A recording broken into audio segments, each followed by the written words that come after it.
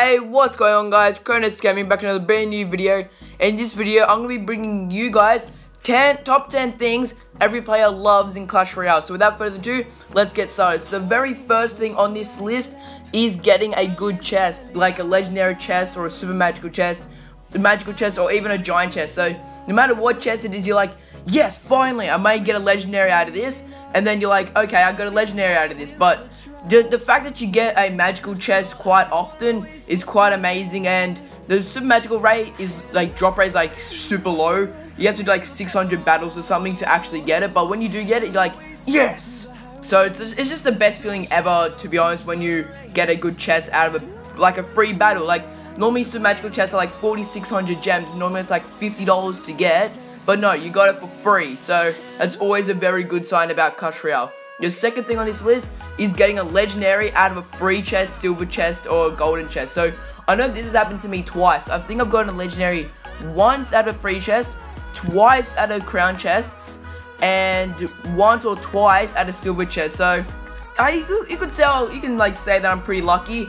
I do feel like very like surprised that I'm actually super lucky to be able to get these legendaries out of those types of chests, because the drop rate of those chests are incredibly low. Like I don't have any statistics on me right now, but I'm gonna say it's lower than 20%. No, even lower than like 10% of getting a legendary. So that it's always a very good feel. If you haven't got one yet, then I feel bad for you.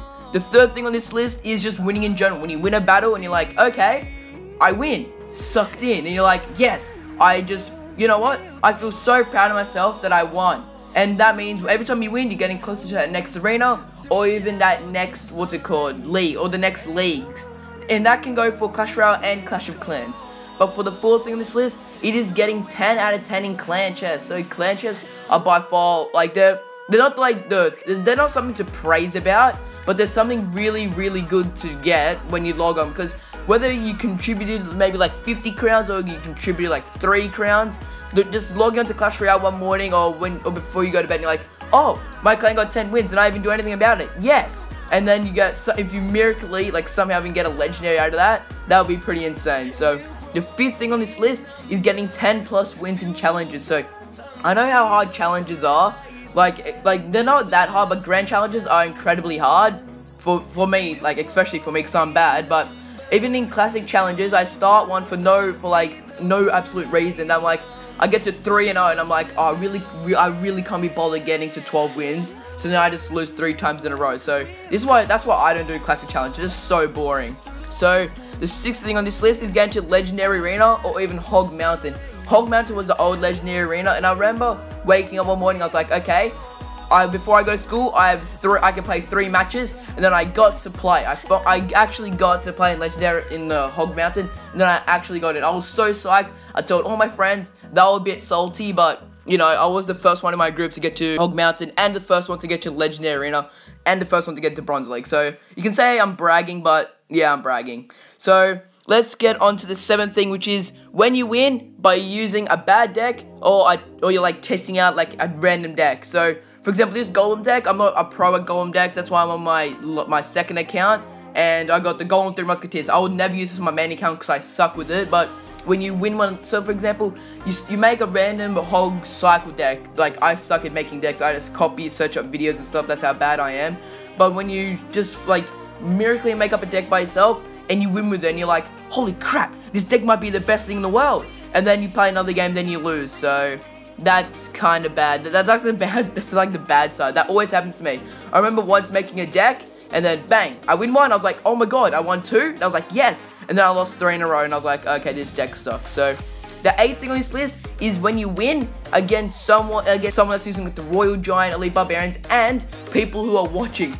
This happened to me like a couple of times. I spam the hell out of thanks, crying emotes, laughing emotes, and thumbs up is the funniest thing for me, because they're scumbag enough to be using those type of cards. So I was like, hey, why not just make fun of them and say thanks and laugh? So I love it when people watch me and then I beat them, but it can also be a bad thing when you lose and people are watching and you're like, oh, okay. And it's even worse when you lose to Elite Barbarian. Actually, no, it's not that bad. But it's even worse when you lose to someone that's like a lower level than you, and you're like, oh, does this mean he's really good, or do I like really suck? So the 9th thing on this list is when someone, like, you're versing someone and then they let you beat them, like they just let you instantly 3-crown them. That I remember back in Hog Mountain that it was the best feeling ever, because people would drop for the clan chest and I was like, oh my god, these people are so generous. But yeah, it kind of short lasted because I started using crap decks and then actually first people actually tried. So yeah, note to self, always use my good deck. So the 10th thing on this list is friendly battles. So friendly battles is like a kind of like a random choice right here, because it can be good, but it actually, no, there's no really bad thing about it, because you don't lose trophies if you lose, and if you win, you get to laugh at your clanmate. Or is that just something that I do? Probably something that I do. So the best thing about friendly battles is that you can see how many skeletons you get down, how many giants, how many, let's go to legendaries, how many, let's see, night witches maybe, lava hounds, inferno dragons, bandits, miners, lumberjack, princess, wizard, no, ice wizard, no, you can't do logs.